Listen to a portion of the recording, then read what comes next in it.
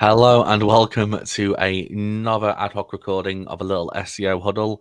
Today I'm joined by Gerry White and Cindy Krum again. We do not have a fourth wheel this week. Everybody is too busy for us, apparently, so you'll have to make do with Gerry taking screenshots of us right before we hit record and some other good content. So this week we're going to cover a couple of topics, well, three to be exact, it's a couple was a lie. To kick things off, Cindy, earlier this week, you published a very interesting piece of research on Google using Chrome for mobile-first indexing signals, and it has been picked up by all spectrums of the SEO industry, shall we say, with the standard SEO mixed reception. I kind of guess, do you want to summarize what the research was, and we can kind of Yeah. go from there? Yeah, sure. So you captured it pretty well. It was bringing together of a lot of circumstantial evidence and interesting coincidences about things that happened right after mobile first indexing launched and what had prevented Google from doing things with JavaScript and how that changed after mobile first indexing. So I thought it was really good, at least really insightful in terms of pulling together things that hadn't been pulled together before. Of course, there was a small contingency of people who said, like, this free work that you did for us, you should have done more. And I get that. Everyone wants more free stuff, but I ran out of time. It was a presentation that I gave in Austria as part of the G50 Summit, which is the new iteration of SEO Oktoberfest, and it won. I tied actually for first place with a guy named Eric Wu, who is presenting great stuff on AI. But yeah, it's basically that there is the potential that Google is doing, or Chrome is doing, much more than what they want us to think about when they're processing our web history and the sites that we visit and what we do. So not just rendering, but also capturing information about journeys, cohort data. I show the histograms where they're tracking all of the clicks from search and clicks on a page, including like a y-axis where the click is located. Yeah, just lots of information. And we know that Chrome is a memory hog. And maybe this explains why. I also show something about a leak that came out in the security industry about a secret Chrome extension that's baked into every Chromium install that supposedly is to monitor CPU and GPU usage for the benefit of Google Meet. But I think, like, all of these things, like, that Google's monitoring, they'll give the excuse of it's for, better search quality, better UX, UI, performance. We want to monitor these things, but that doesn't mean they're stopping there. They say explicitly, we take all this data and use it for all of our properties. I just don't know why, people think Google's using real user metrics for core web vitals and stopping there. No, definitely. I mean, I will put a link to the video in the description below, and also, if it's okay with you, Cindy, I'll link to Danny Goodwin's write-up of it as well, because it's Yep.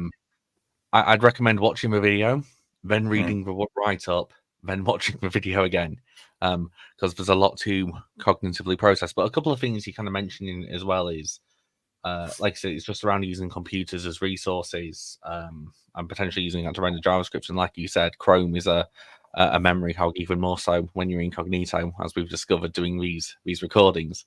Yeah. So there's going to be that as well, like similar in kind of a way that someone would install like potentially a piece of malware to use your computer for Bitcoin mining. I think you used the analogy of as well. So we're cognizant of that, but not cognizant of Google monopolizing that. Another interesting thing I want to touch on is just kind of how you brought up the privacy violations as well, especially things like around Google indexing private data and things like that. Would you just expand on that a little bit more for us? Yeah. So there was a time when a lot of private groups from WhatsApp, from Google Groups, even private documents were getting crawled and indexed. And nobody understood why. We never got a good explanation of why. And my thought was, maybe they were getting crawled and indexed because they were shown on people's browsers, and Google found the keywords that they looked, that they were looking for, and they filled a gap in the index. And, it's an accident. Obviously, Google's not trying to publicly rank private documents, but I think it shows a potential vulnerability that Google's not answering for. And it's fine. Google may have a great explanation for that.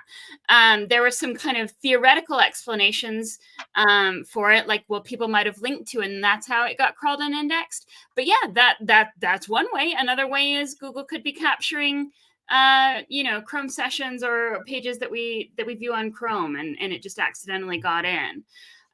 So yeah, I just think there are people that wanted me, like I said, to have 100% proof, and I don't have 100% proof. This is a strong theory that I put forward, and I'm looking for people to help me prove it out. Sorry, the cat wants to join us today, but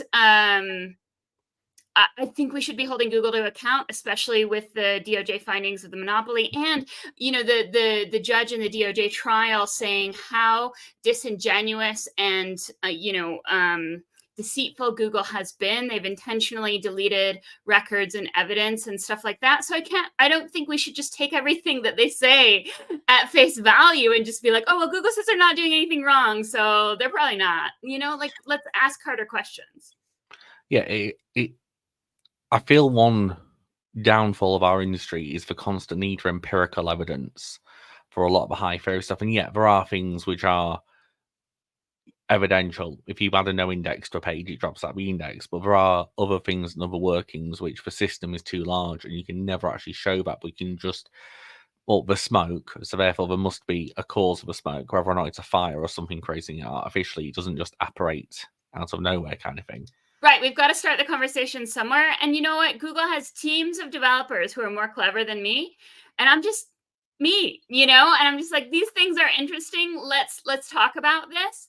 And I still think it could be happening with all of I've read, all of the people who doubt the theory, and that's great. I want that conversation to happen. But I still think that there's a lot of merit to it because Google has so many clever people building things that they don't always announce to us, and I show a research paper about Google using flat images of web pages to OCR the text, look at the images, look at graphs, and pull things out of it. And so it's like, well, what if that's happening locally? Or what if they're, capturing the image and sending that, or just pre-processing and on locally and sending the pre-processed data already, ready for ingestion? That way, there's just a lot of things that could be happening. I didn't nail it 100%, but I think it's a good conversation to have. And I want to get like more technical people looking into this and caring about this. And I have had that come at me too in some of the comments where they're like, oh, I dug in here and found this, and that seems way too heavy for what it is, in terms of like telemetry and what's being sent back and forth. And so this is what I was really going for. Yeah, but there has to be a start. It's not the final solution, but the conversation has to start around it. And I'm sure we've all experienced in the past where, I've experienced it in the past 12 months where someone's come to us and said, oh, we're getting these random parameter URLs crawled. These are personalized parameters that we only send out by Gmail or through people's emails. So it's like, how's Google accessing them? How's it choosing to index? And yeah, there's definitely a lot more that we don't know. Sorry, Gerry.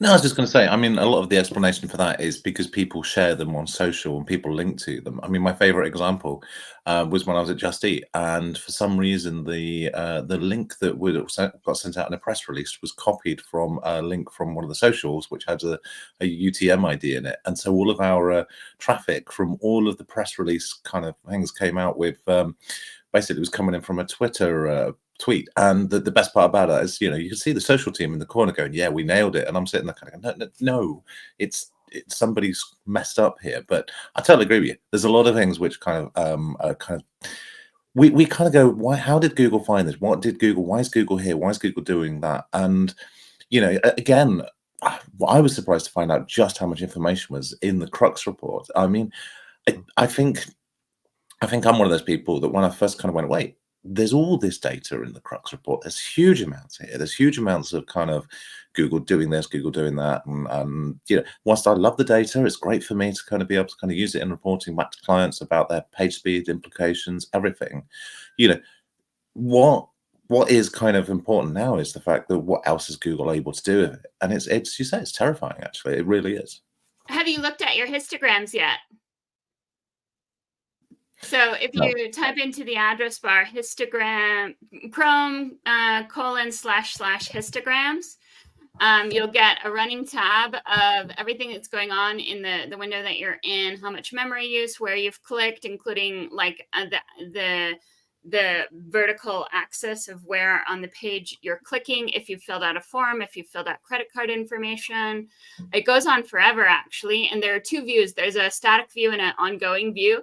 And so you can use the ongoing view and then click back around and then click back. And just to explain what a histogram is kind of like a bar chart, but it's only measuring one thing, and it's dividing it evenly by percents. Bar chart could be measuring, you know, pigs and chickens, but this is measuring all chickens. And so in this case, it's measuring whatever it tells you it's measuring, and then it gives you a horizontal bar chart. We'll put the link of how to do that in the video description. For anyone who's listened to that, opened a new tab and tried to do it, it's in the description. Go copy paste. One of the kind of things, whilst we just finish off on this topic that you touched on, and not wanting to open a very classical SEO kind of worms, is just that around potential manipulation of click manipulation within the search results. This has been an ongoing thing with Google, probably as long as the subdomain versus subfolder debate and everything else that goes on in our wonderful industry. And we know other search engines are more susceptible to it, like Yandex is highly susceptible to it with PF filters and things. Google has always said no. Then there's the Google leak, and it was kind of like a no, but more grey and more kind of a middle. If it is using Chrome data in this way, and like you said with the histograms, it shows where you're clicking on a page and stuff like that. And we know from Paul Haar, but even back as far as 2016, when he said how they used clicks as part of experiments, if this is actually a thing and we're able to manipulate this through Chrome instances, could you see this potentially becoming something more exploited in the future, or at least attempted to be exploited? Yeah, definitely. I could. I mean, Gerry, what do you think?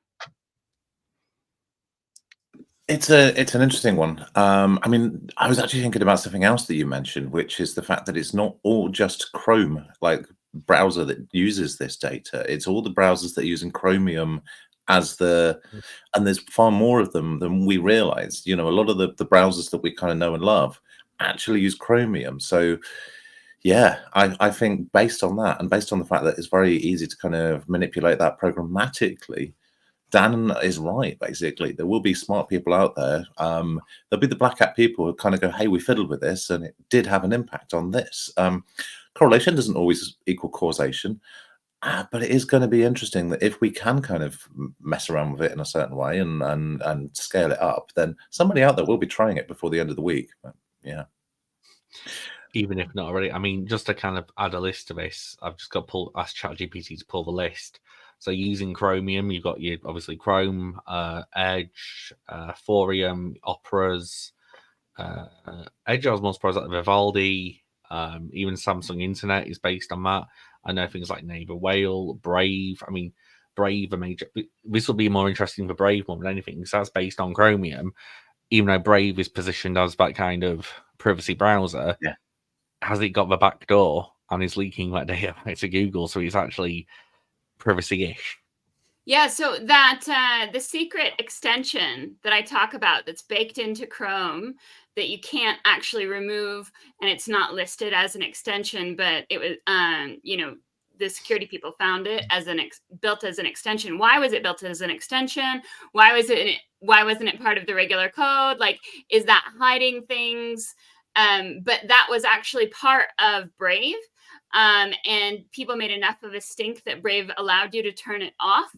They kind of added that feature in, but it's still on by default. And I haven't tried yet with Brave, but I'd be interested to know if histograms work over there as well.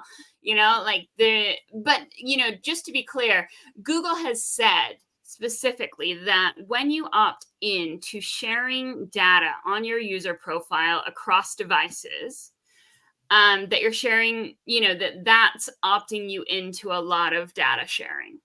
And so that means Android, Chrome on your desktop. Apple, from what I've read in Google's documentation, actually limits the amount of data even in iOS Chrome. So that might be why iOS users don't have as good of a Google Discover experience as Android users. I don't know if you've ever sat next to someone with an iPhone or vice versa and compared, but it is quite a different experience. So maybe they just have less data on iOS users. One thing I am quite enjoying is the Twitter conversations of, that was a really long video. I didn't watch it, but I disagreed with everything you said.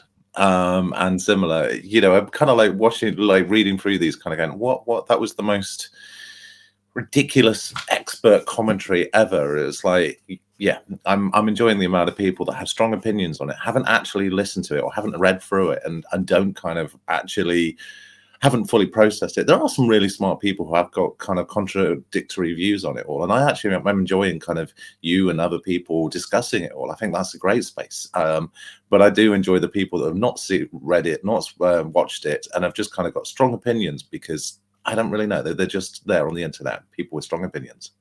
Well, and I expected the strong opinions. Honestly, the bulk of the feedback has been wildly positive. It's been one or two, well thought out detractors, and people who, are in some cases more technical than me, and that's fine.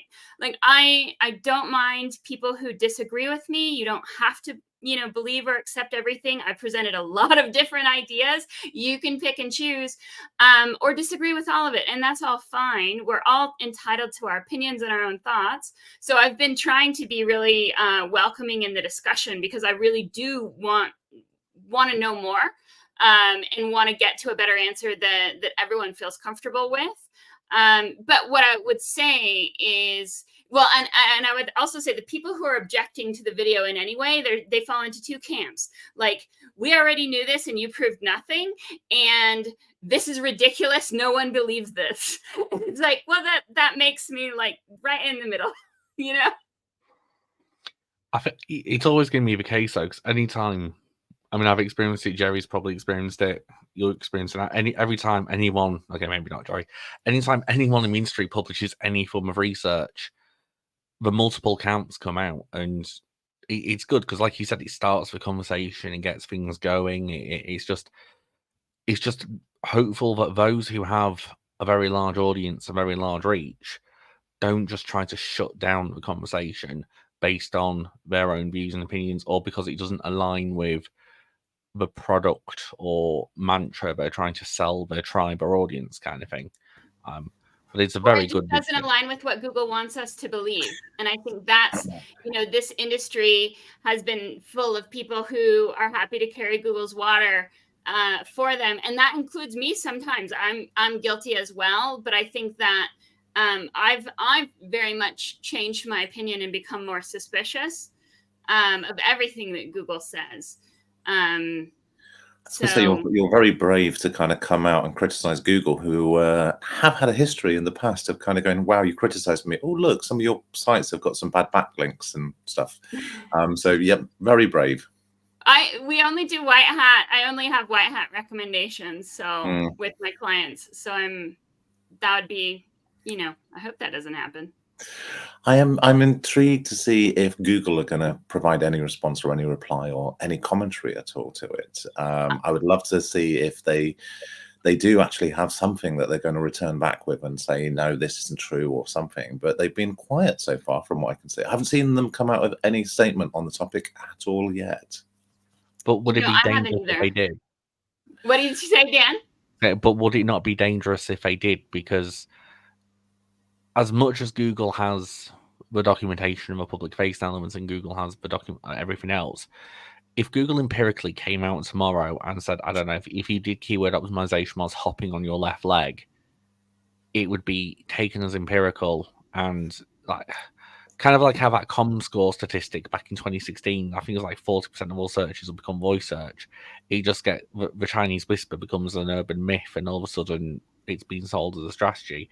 If they came out and said, yes, this is happening, you're going to get click manipulation tomorrow. If they say it's not happening, you're still going to get click manipulation, but then you're going to get more into the doldrum, and it could be used against them if it is happening and not used. It's kind of like a silence is the best policy for them almost, because if you think most of the algorithm updates they do and most of the things they try to combat with anything is because people exploit loopholes or people exploit weaknesses in the armor to get stuff ranking in positions that don't deserve to be, or in their eyes at least. Equally, the other side of it is, I think the more that we know about Google, the more that we know that nobody at Google knows that much about everything at Google. And so how many people know how much of this is that? I mean, I've had some interesting dealings with Google over the years where I kind of discovered that lots of people in Google aren't talking to each other in the you know, it's such a huge company in the same way that, you know, any large corporate, I mean, we've all worked client side, we've also worked agency side, and the amount of times that we're speaking to somebody and we discover that they didn't even know this other person was actually responsible for this part of the site or something. And we often find ourselves talking to people that internal people didn't know we're speaking to. And I think Google is huge. It's absolutely a massive company with so many people, particularly with the way it's divided up between paid, organic, and there's now more and more crossover, as we've been talking about this parameter in the last session, where all of these things seem to be kind of going, actually, this is a paid thing, and now it seems to be creeping into the organic space. What's going on here is that shouldn't be kind of leaking into it in the same way. So my point is that, you know, the organization is huge, and I am very aware of the fact that in every large organization I've ever worked in, not everybody knows all the workings. There's normally some guy in the corner who seems to know far more about it than anybody else. But, you know, unless you ask the right person, does this impact this, and is this powering that, you're not going to get the right answer. Yeah, totally agree. Well, and just to point out what I thought was obvious, but clearly isn't, the theme, the visual theme in the deck was UFOs. And like, I did that because I knew that I was gonna like be up against a very strong, like, nearly governmental like body saying this, none of this is true, don't believe anything that you see. And a bunch of people who by their nature are kind of instinctually protective of that narrative, right? Like, there's Google saying it's not happening potentially, and then everyone who's you know, carried Google's water for years saying Google would never do that, we love Google. Yeah, and Dan has come out today dressed like a UFO spotter. Yeah, the binoculars are off camera at the moment. I mean, it's interesting you mentioned the parameter thing that we spoke about on the last kind of one, because I have a theory on that with the third topic we're going to go on to. But I think we could probably talk about this research for absolute hours. So in the interest of both Gerry and I's evenings and Cindy actually having the rest of her Friday, I think we should move on to the next kind of topics, because which has come out interestingly this week, and that is around Forbes, which looks like they've received a penalty. So Forbes, obviously the major player in multiple new spaces because of multiple, I'm just going to be frank, parasite SEO tactics they've done. Even with things like the Forbes Council, which you can pay a handsome fee to be a part of and claim that you write for Forbes and get distributed on the smaller Forbes Twitter. They reported suffering a significant ranking drop following a potential manual action from Google. As the SEO industry grows, there's been speculation on LinkedIn and X, and speculation suggests that it's tied to two violations of the recent site reputation abuse policy, so the parasite SEO elements and all the fun things that publishers have done over the years. The site reputation abuse policy targeted and targets manipulative affiliate content hosted by third-party entities. Gerry, what are your initial thoughts on this? Do you think it is a penalty? Well, I mean, I checked it out in Systrix, and it's certainly not a site-wide penalty. I think they have very much targeted exactly what you're talking about, which is kind of like that one small area, which we've known for years is kind of a, how can I phrase this? Everybody knows somebody who kind of will sell you a link there almost, and there's been a lot of kind of access to it.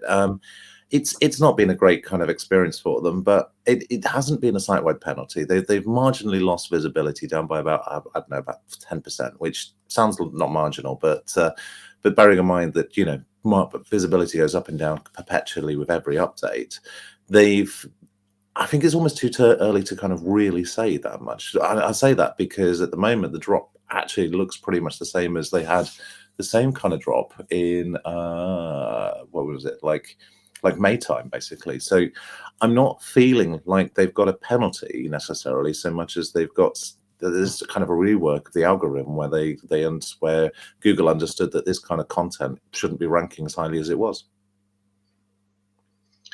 No, absolutely. And I think, like you said, everyone, I mean, I can probably go into my Gmail now and find someone sending me a link on Forbes, or either whether or not it's a backdoor editor or somebody who's paid for, I think, what is it, $3,500 a year to be part of the Forbes Council, and then repurposing the 10 posts for $2,000 each or something like that. It's a nice little spinner, but it's been the bane of mass publishers for years in finance, travel, anywhere affiliate is. It's just interesting to see this happen just on that one part of Forbes, because it does seem to be focused around that finance sector where, okay, you could argue personal finance is heavy YMYL. The economic status of most of the world at the moment is probably, I'm going to say, sensitive, shall we say. There's a number of different elections across different parts of the world coming up. There's a couple of big ones in the European Union and just a small one in the US happening right now. So yeah, personal finances are going to be more under scrutiny, but it just kind of feels, why now? Well, That's actually, there's an answer to that question, which is that someone published an article outing Forbes and all of this the week before this happened. And so I think that's interesting as a kind of new SEO strategy, like publishing an article about bad SEO practices and kind of calling competitors to the carpet, or calling anyone who's ranking where they shouldn't be out in a well articulated article that Google, you know, stumbles upon or is tweeted out at Google, you know, things like that. Is that an SEO strategy? Maybe. That kind of feels like if that is a thing with Google. I mean, I can remember about, I think it's 2-3 months ago, there was the whole, just hit the microphone, I bet that sounded wonderful. There was the whole thing going on when a couple of affiliate websites got hit, and Lily Ray came under a lot of scrutiny, but apparently she was taking pride in shooting down certain affiliates and highlighting them to Google, like tattletaling on them. Obviously, the recording from the actual conference was published, and it wasn't necessarily that at all.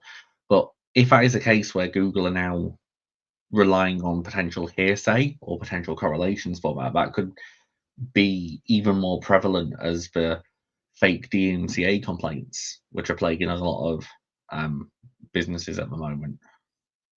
I think overall, Google's search quality team seems to have either gotten smaller and or less effective, because they used to have real humans that were looking at real search results that were not just EEAT evaluators, but that were more like engineers and kind of higher up in the chain.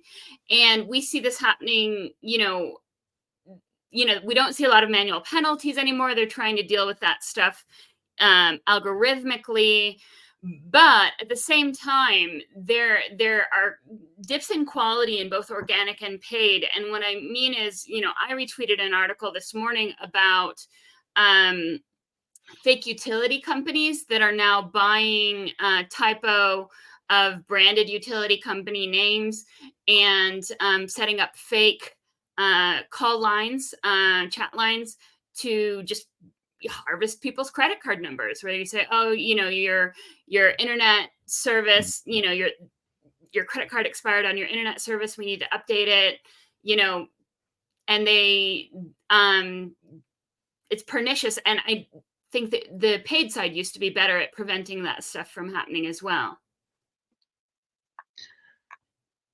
Yeah, no, absolutely. Am I still here? Yeah.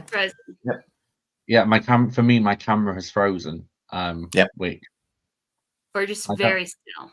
No, it has frozen. I don't understand why my camera's frozen. Anyway, the show will go on. Oh, it's using up all my Chrome. They're Literally, listening right I've, now. I've literally just had the page unresponsive come up. I'm gonna hit X and a few other tabs and see. I'm gonna hit wait. If I disappear, I'll come back, I guess.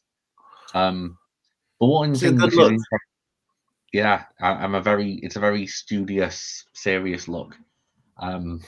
One thing which is interesting, so Glenn Gabe came out about a week ago saying it could potentially not be related to the spam policy documentation, but it could be tied to the algorithmic tremors.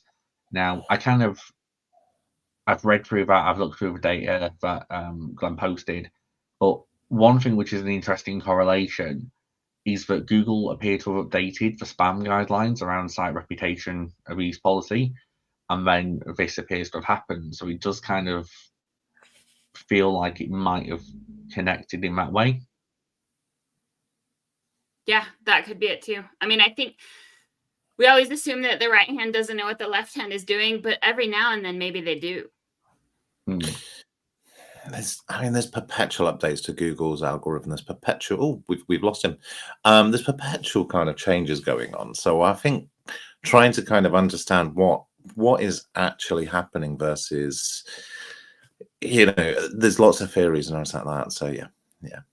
Yeah, well, and we've had these really high volatility search reports from all of the different people who report on those things. High search volatility for, gosh, at least a month now, right? It's been a long time. So Google's clearly cooking up some big stuff, and I know that was part of what Dan was planning on talking about next was the AI organized search results and some of the announcements. It seemed like Google came out with at least 2 or 3 announcements yesterday of things that are happening. So I am back. Literally, we can see after we've spoken about Chrome memory usage, I literally had the Chrome stop working on my StreamYard instance, which was interesting. So I just had to open a new one. And now it won't connect to webcam. So I'm now on my native webcam. This is fun. It's all right. It's a good side. We like this side of you. I am actually using Firefox because when I was trying to use Chrome for this tool before, it was crashing perpetually. So, yep, we're all kind of like, wary of Chrome listening into us too much. Well, Krum doesn't want you to use StreamYard. They want you to use Meet. Yeah, I think I'm good on that front. But yeah, where I was kind of going with that before Chrome decided to silence me, I guess, was just around that point. But it does, with what you said, Cindy, but they've reduced the size of the team. They used to have much more human operators, like Cyrus Shepherd used to be a quality rater. They've really cut back on that team. If they are starting to use hearsay and telltales and things like that, that could become a significant issue. Like you said, especially with the fake, there's a lot of phishing going on at the moment. Like you said, with credit card stuff, there's a lot of fake DMCA stuff going on as well. It just feels like this is potentially something else, which all it takes is 2 or 3 instances of this, and it almost becomes a worthwhile SEO strategy rather than trying to optimize your client just to try and derail your competitors, which, again, Google may continue to be silent on this because they can't say if it's yes or no. Because if they are doing it, they want people to continue reporting miscreants and whatnot to them. But if they say yes, that's a floodgate no one wants opening. Yeah, no. I mean, can you imagine all of the people who are creating SEO, like somewhat useless SEO content, switching their writers' assignments to be like, write a hit piece on XYZ? Well, if you think about the number of PBNs out there which have had artificially inflated traffic and authority, and somehow some of the odd ones which rank for queries, if you've got that kind of website in your PBN arsenal, that's the perfect place to start writing and publishing hit pieces from means. I mean, you're detached from yourself as an agency, you're detached from yourself as a freelancer, and yeah, the degrees of separation. Presumably. Should we move on to our final topic, Dan? Or yeah, well, final topic, but the AI stuff. Yeah, whilst I've still got connection before I disappear again, I'd love to see what's happened for 30 seconds of recording where I disappeared. Have a look at your histogram. So yeah, the final kind of, I also don't know where to look now because it's weird having the camera there. I never have it there. But so the last thing we want to kind of touch on is just really came out today, the new AI search features which Google has kind of released. So that's things like your ads into AI overviews, new link formats, and one of the key ones is the AI organized search results as well. I haven't even seen it, if I'm completely honest, yet. So I think after this episode, I'm going to have to do a little bit of like my actual due diligence and research and stuff. But I vividly remember the days when Google basically told people that you would always be able to identify which one was the sponsored advert and which one was the kind of organic results. And very, very, very, very subtly now, you can barely tell the difference between the two of them. In fact, if you do a quick test with a friend and say which one's the ad, which one's the organic, most people won't know. And now so many people will click on a advert far before they click on the organic because they don't know the difference. They don't know why. And one of the things I would say, totally, this is kind of tangential, but basically the amount of times where I've spotted that a scammer is actually bidding on a brand. We had issues when I worked in various big organizations where we found people bidding on the brand and taking them through to phishing sites, which, we got them taken down very, very quickly, but if we found them, but smart people would kind of go, oh, we're only going to bid in small towns or not in the big towns, or do something to kind of make sure it's hidden from stuff. So, yeah. I think the fact that Google roll up their paid nowadays is very much into the kind of organic space, and the two are swapping between each other so much more is very, very dangerous. And also, it just feels like this isn't where Google swore they were going to be. Granted, that was 20 years ago, so I am starting to show my age.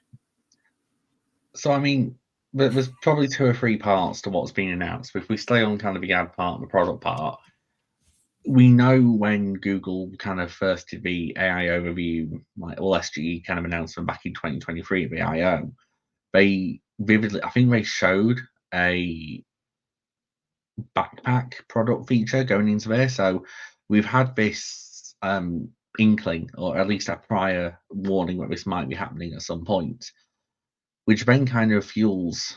I'm going to take Cindy's role now. I'm actually going to talk about conspiracy theory on this. But if they're going to start introducing merchant center listings and products feeds into the AI overviews, is this why the SRS tiered parameter has started appearing in organic over the past couple of months? And it's been a test for the data, because technically merchant center's going to, we know that merchant center stuff's been bundled into Search Console anyway up until about 10 days, 2 weeks ago. But if that's going to be going into then, you've got your 56 character and your 59 character strings.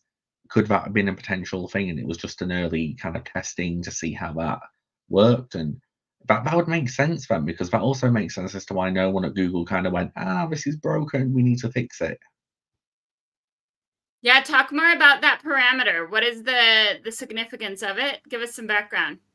So from what I understand, because I'm going to be honest, if I go into a merchant center, it's dangerous, but it's the tracking parameter. So you have, I believe it's either 56 string or 59 string is when it appears in organic listings, and the alternate one is when it appears within the actual product listing itself.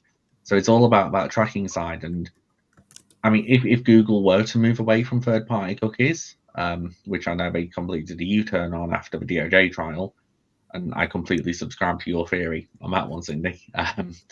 It allows them to start tracking it more. And if you're tracking to that level of granularity, and you've got limited spaces within AI overviews, and that's going to be a much more expensive real estate. And if you've got that level of competence and confidence, and I'm not going to say competence, I'm going to say confidence instead, actually, but you can produce a valid product in such a small window, and that'll be a biddable real estate. You need the data to back that up.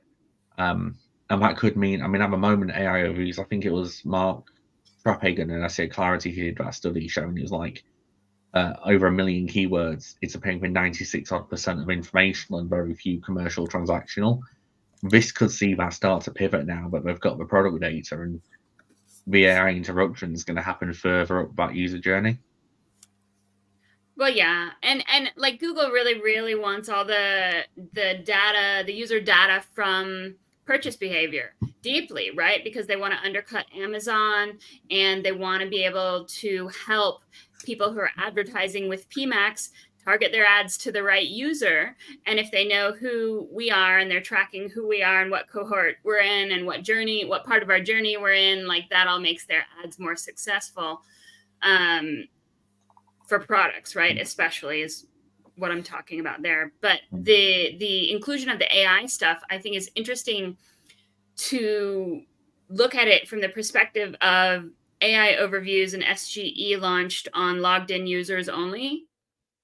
They didn't launch, or it took a while to launch on incognito, which makes me think that there must be a lot of personalization happening there. Why wouldn't they, include logged out users if there wasn't? Well, my little theory on that is if you're logged in, obviously they're building a profile, they're building all that data. Hit the microphone again after I did that crash. Please don't do that again. But if you're not logged in, that's a lot of resource for them to produce an AI result for you, but they're not going to get any data back or be able to tie to you again potentially in the future. So I think there's also a little bit of a payoff thing in there. Yeah, I mean, they're getting the payoff on both sides of the equation, right? Like, yeah, they're getting your data and they're getting to advertise better to you, and then it's a flywheel effect, right? Yeah, so it's almost like non-logged in is a relatively bad freemium version, whereas logged in, that's the price you pay your data for the experience, so to speak. I mean, the other thing which has come out in the news. Oh, sorry, Gerry. No, I was going to say, do we know how many users are actually not logged in versus logged in? I'm wondering, like many years ago, most of us didn't have, or lots of people had a Hotmail account, not a Gmail account. There was no actual reason to log into Google. But nowadays, with everybody at some point having had an Android phone and having had some kind of, Google product service, you're probably likely to be logged in. But I just curious if there's a way for us to kind of understand the data there. But yeah, other than asking Google. Well, I know from a random old account that I have that I created that I never actually created an email for, that YouTube is still using G+ subdomain for accounts that don't have a Gmail. Okay. Do you know, I actually forgot about Google Plus for a minute or two there. You forgot about a different system, and they've been trying to consolidate the systems for a long time, I think. But YouTube had its own system right when Google bought them. I did have a very slightly drunken conversation recently, basically, because I'm one of those people who has bought things like the Google Stadia and all sorts of other things. The amount of things that Google have killed over the years and the speed at which they killed Google Plus was phenomenal. I think I was having a bit of a rant about the fact that in Google Analytics 4, I'm still kind of going, I'm just going to pull all the data out of an API because I can't quite figure out how to use the front end for it. And I'll have a kind of quiet rant in the corner about that. I'm an old man. Give me a flat cap and I'll be a happy man. My point is that Google have this tendency to kill off things really rapidly. Now, what's the other thing they killed, like put in the graveyard just very recently? Recently? Yes. I mean, there's so many. I know, as I was saying it, there's just so many. Basically, yeah. The critical part about it is the fact that Google have got a lot of legacy stuff out there. And as a result of that, we've all got logins for stuff. And, we do like the personalized, the history, the Google Maps, the Google, everything. We like a lot of the stuff that we get as the benefit from giving Google so much information that, if you, even without having the kind of the information that they're getting from Krum histogram, from everything that they're kind of getting that way, they've got a scary amount of information about me and my history and what I've been up to and my everything that I do. Yeah. So I just did a quick search to look at some data on this, and I was actually quite surprised. So according to Oberlo, however you want to pronounce them, they've got data sourced from Litmus on who the most popular email clients are in the world as of 2024. Gmail isn't the highest used, which was surprising to me. They have about 35.99%. Outlook is 4.36. Yahoo 2.85. Google Android is broken out separately. That's 1.82. But Google is, but yeah, like I said, Google's just under 36%. People with Apple as an email is 48.46%. So that makes it even more interesting. It's like, I think the other thing with a benefit of having a Gmail account now is just the number of things and third-party integrations which are logging with Google, or so we can't point logging with Facebook. It would just make that seamless transition, and you don't have to worry about passwords and whatnot, apart from the actual Gmail, I guess. Well, but I think too, like, it's not really probably the most honest or straightforward study, because so many platforms require you to have an email address to get the platform set up. So, you know, Microsoft 365, you have to have an Outlook email address, even if you don't use it. Apple, they prefer you have an Apple email address, or they make it easy for you if you have their email address. So it's interesting, but not conclusive. I think it would be more interesting if we did like a survey that is like, what is your primary email provider? Yeah. So I've gone to the source on this. So this is a monthly updated study done by Litmus, which actually says that, so this was obviously, Oberlo pulled this in June when it was 35.99.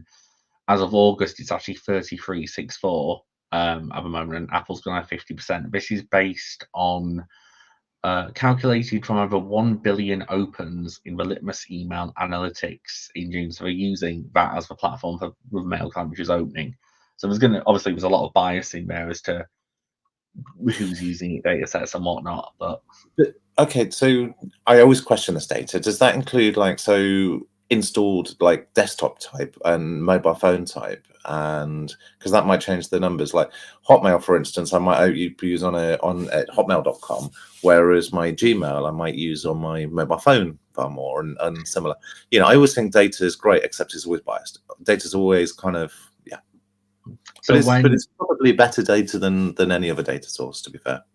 So not wanting to go too deep into email, I kind of remember this because back in a previous life, before I moved agency side, I did a lot of work with Silverpop, who got bought by, I think it was IBM, and it became something else. But I think regardless of device or email client, passes along a user agent string, similar to how a search engine would, and that's the identifier. So regardless of what device you're opening it on, you pass on that string, I guess, at a server level.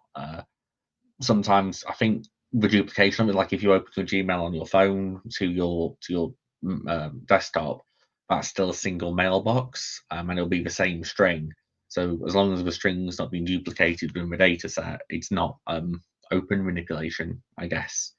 Well, and using opens is a clever way to do it, because if someone's opening an email, that means they're using the account. So I do like that. So that's interesting, though. So you said Outlook is number 1 and Apple is number 2, or vice versa? So Apple, so as of, this is now the live data, as of August this year, Apple is number 1 at 50% or 50.01%. Gmail at 33.64, Outlook at 4.51, Yahoo at 2.99. Outlook is 4.51. Outlook.com is 0.63, so that does have a separate user agent that is stripped out, interestingly. But it's still interesting to see that Gmail isn't the dominant one, given how, I mean, I can't off the top of my head think of a single thing which is logging with Apple anywhere. Apple TV. I can't think of anything outside of the Apple ecosystem which is logging with Apple anywhere. But the Apple ecosystem is huge. Yeah. I still find it hilarious when you see on a person's CV when they're applying for a job, inappropriate nickname at hotmail.com. It's like, yeah, at a certain point in life, it might not be that you should keep that email address going. Why do you think I moved away from live? So the last kind of one to touch on with the AI updates then really is, and I know you've not seen this, Gerry, but I'm purely relying on what you have seen, is the fact they're looking at AI organized search results. So at the moment, it's being rolled out in the US only, beginning with recipes and meal inspiration. Now, the other thing we're doing with this as well is the enhancement of Lens AI as well. If we go back to May and the IO, this is all stuff they kind of showed during kind of the promo videos, and there was the lady who did the Why Is This Broken with a turntable record player thing.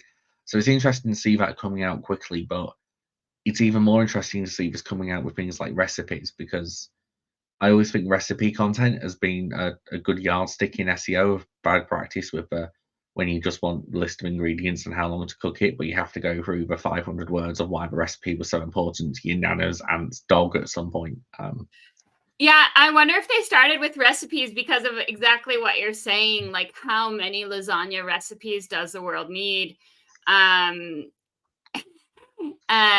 so, it's just full of spam. And so they figure, like, if we can AI this result and show some links to some content, but basically like purge our index of anything that's not these like top 20 different varieties of lasagna or whatever, maybe that's the goal, right? Like maybe they're tired of keeping repetitive, redundant content that's easily learnable in the index. And so they started there, but they often start things with recipes too, because there's so much schema, I think. I was going to say that exactly. It's a good recipe site often has great structured data, and it's really easy to kind of make it very crawlable, very accessible. By the way, I spent quite a lot of time working on a Norwegian recipe site a couple of years back. So, if you speak Norwegian, I know a very, very good website for cooking recipes and an integration within a supermarket, so you can easily order your food.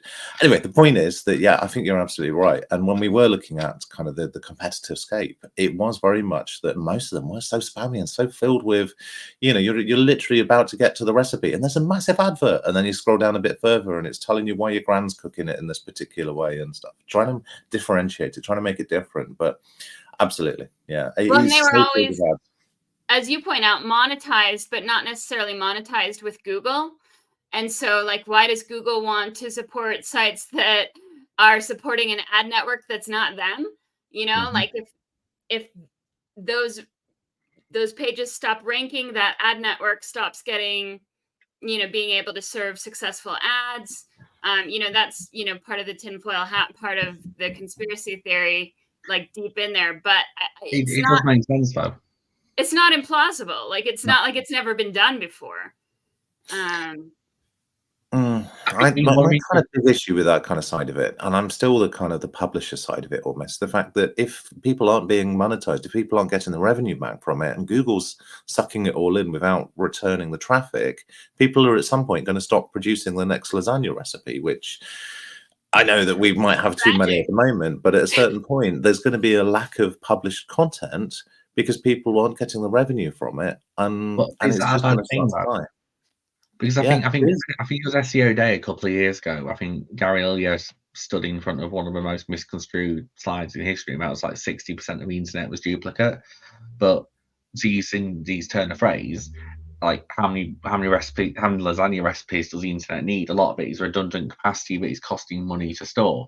And if you're just going to publish a generic lasagna recipe, your aim is to generate revenue from impressions or clicks or people going to that page, in my opinion anyway, that's a relatively flawed strategy. But if you're going to develop a brand, you're going to develop a USP, and you actually, you develop the world's best lasagna recipe and it's different to all the others, and you have a good distribution system, it stops looking at SEO as being the main fulcrum of that. It's actually like, if I want, like, I don't know, a Gordon Ramsay lasagna recipe could still be generic, but he's built up the gravitas and the trust to have that.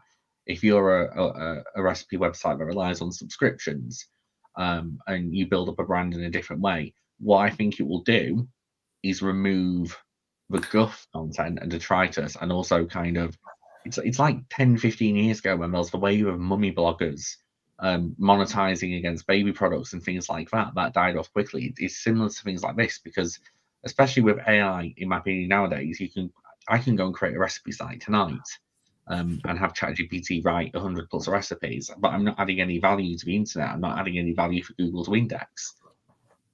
Yeah, So the source of the ChatGPT recipes comes from everybody else's published one. At a certain point, there is the original publisher.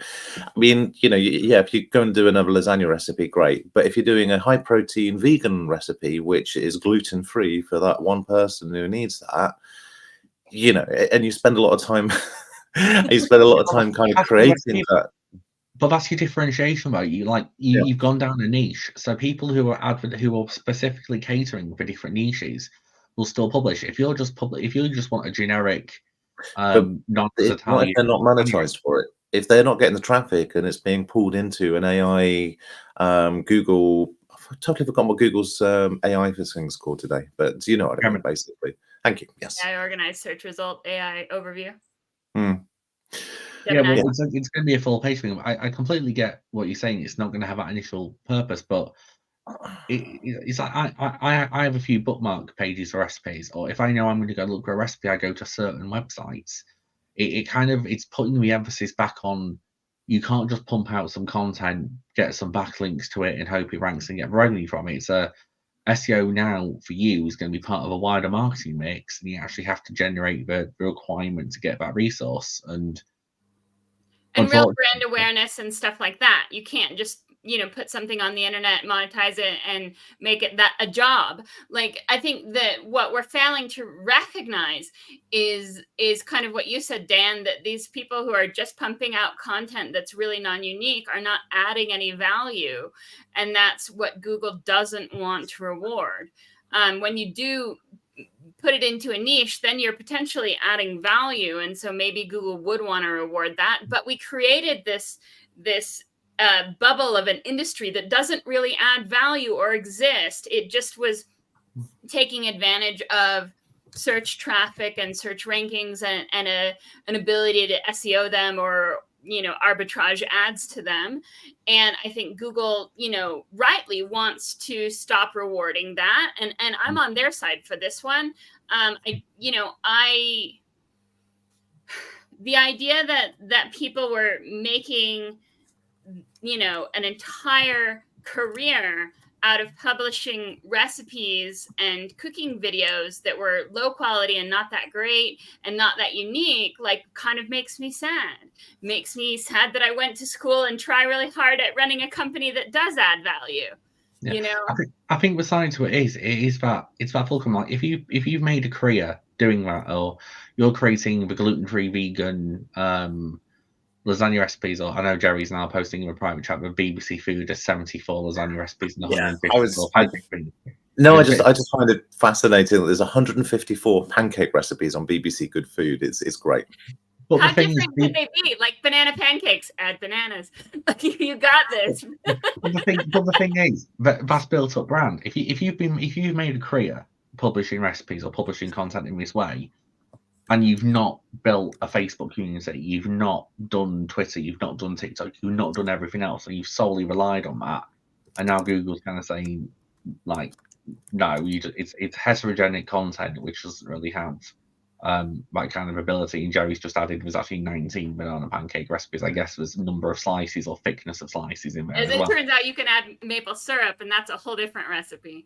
Caramelized banana and pancake. Banana and pancake, banana and bacon, coconut and a banana. Cottage cheese pancakes with banana and coconut. You see, but okay, cottage cheese and banana is extremely niche content. No offense to anyone who likes cottage cheese and bananas. Please do not subscribe to this channel. But that's the niche still. It's similar to like the vegan or dietary requirement elements. And I'm not clicking on that link, Gerry. I'm not going to look at that. But it's that element. And I'm agreeing with Cindy on this completely. There are going to be, unfortunately, people who generally just run blogs as hobby sites and they've made a little bit of extra income from it, and they're going to get caught in the crossfire here. But those who are going to suffer most are those who have just kind of gone, right, what niche can I publish a blog in now? Bought a drop domain or done something like that, and they're making just reams off that kind of value. It's like the early that bubble is bursting. But those who have done things properly, built up community. And yeah, okay, Gerry's put sausages there. I did at one point 4 years ago run a sausage blog. It was called Sausage King. as in the Sausage King No. of Chicago. Yeah. But my point behind that is it was very easy to get into. No links. I purposely chose a very old-looking WordPress theme to make it look amateur. And I found that a lot of online food retailers and online butchers and food boxes would happily send me free food for reviews and a link. So that was the purpose behind that. It was great. I had a great summer of barbecues off it, and I let the domain expire now. But that bubble is now bursting, and that's not necessarily a bad thing for the internet. I just think that people that produce high quality content should continue to be rewarded. And are they going to be kind of wrapped up in it? Basically, it's like if I produce high quality content, I get no traffic, but Google scraped my content, repurposed it, and pushed it out into their own AI results, or not necessarily Google. It could be Meta, it could be anybody. You know, the fact that Meta is scraping everybody's Facebook, everybody's Instagram, everybody's what I don't know about the WhatsApp, but they're scraping everybody's content in every other place. We aren't. I mean, you know, I'm sort of joking about your sausage site. That sounded bad, but what I'm getting at is that I think people should be able to produce content, and Google shouldn't be able to kind of go, yep, I'm going to wrap it up into other content and do it that way. It can be a mum blogger, it can be anybody, it can be an amateur, somebody who's kind of passionate about something weird and wonderful, but you know, I just don't necessarily think that being scraped and pulled into Google's own kind of machine is necessarily healthy long term for people to produce content, except for, you know, the minority of people who are producing it, and it's just not going to be rewarded with traffic. But I know this is sorry, Cindy. Oh, sorry. This is interesting, though. An interesting addition is what if the plan here, you know, they've got the AI organized search result for recipes, and maybe that's good. Probably, I would guess, it's going to start highlighting YouTube videos that are cooking recipe videos. And if Google is wanting to push the recipe creators to create something that is provably unique and not AI, like a recipe cooking video, and monetize on YouTube, and then have a subscription base on YouTube where you could subscribe to the channel and get loyal users and da da da da. Like, Google's all about the monetization, so this may be a clever play for them if that's kind of part of the long-term plan. I hadn't realized about that thing that you could you could subscribe to YouTube creators. Is that a relatively recent thing? I hadn't noticed that until relatively recently, where suddenly a few of the channels that I follow about some news, it's like, yeah, you can join as a subscriber, kind of a Patreon type thing built into YouTube. Yeah, that's been around a couple of years, because they've had like super chats and stickers and live stream and stuff like that. They did that a couple of years ago. Yeah, they're trying to just take out Patreon. You need to get to be fair, but you need to get to a considerable threshold to actually be eligible for it. So I keep monitoring my channel. I'm like nowhere near, and I've done probably 40-50 videos now. I need something like 10,000 hours of watch time in a certain period, and to get monetized on YouTube Shorts, it's something like 1 million hours of watch time. Like, you really have to be genuine to get that level of capability. But I mean, I know we're just looking at this because it's being rolled out in recipes first, but you could argue all content is just being hoovered up into the AI machine nowadays anyway. And I think even though there's going to be that element of how it's going, genuine content creators who create content across multiple platforms will still be found, still be able to garner audiences. I think if there's going to be an education piece to this, and there's going to be bedroom creators who don't understand each of the level that other people or we do, but that's going to be good because they're going to upskill, they're going to understand things differently. But those who have been gaming it and they don't see the ROI and go into that level of investment because it has been an affiliate income source, they're just going to pivot to the next niche that hasn't been exploited yet and keep doing that as like an extension strategy. If there are niches left. I mean, I think Google's goal is to get rid of all of the affiliate strongholds and put them all out of business. Unless Google figures out how to monetize the affiliates better.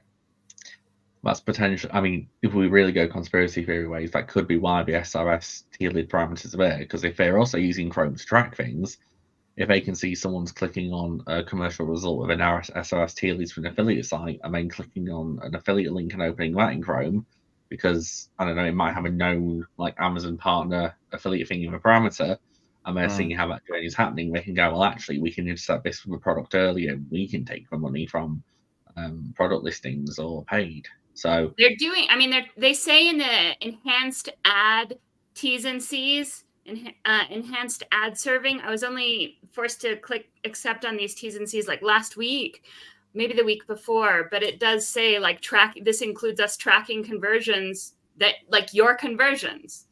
And so I don't think that there's like even a time limit on that. If I've ever searched for something and clicked on an ad, and then 2 years later, we don't know what the time limit is. But if eventually I buy that product, I think Google wants to claim it. And so, yeah, I think interjecting multiple layers of, well, you saw this site and it had this tracking parameter, and you saw this site and it had this tracking parameter. It'll be interesting to see like how Google disambiguates that when you've clicked on multiple things that have either multiple ads. Is Google giving everyone credit? Like, oh, you got a conversion, in their math models. And because they're, I don't know, 3% of the attribution journey, they'll take their 3% or something like that, or sell your data to that point. But I think, Gerry, unless you've got something to add further, this is probably a good point to wrap things up. Just want to say I'm very glad that somebody's reading the T's and C's that I just clicked yes to. Yeah, let's not go back into the T's and C's on your television again, which you share with, how many partners was it? 369? Stupid amount. I don't know. I just can't believe that I've got that many cookie sharing partners on my bog standard smart TV. Yeah, well, it has to be smart for some reason. But well, on that note, then we'll wrap things to an end. Thank you for everyone who has stuck with us through this. Please let us know your thoughts and comments in the comments below. Thoughts and comments in the comment section below. I say comments too many times in one sentence. Also, if you've got a view on this, please do reach out. Happy to have anyone come on here and join in the conversation and debate whether or not it's agreeing with Gerry, or even better, disagreeing with Gerry. Always open for that more. But I'd like to say thank you to everyone for watching. If you do enjoy, please do hit like, please do subscribe to the channel, and stay tuned for the next SEO Huddle installment. Thank you.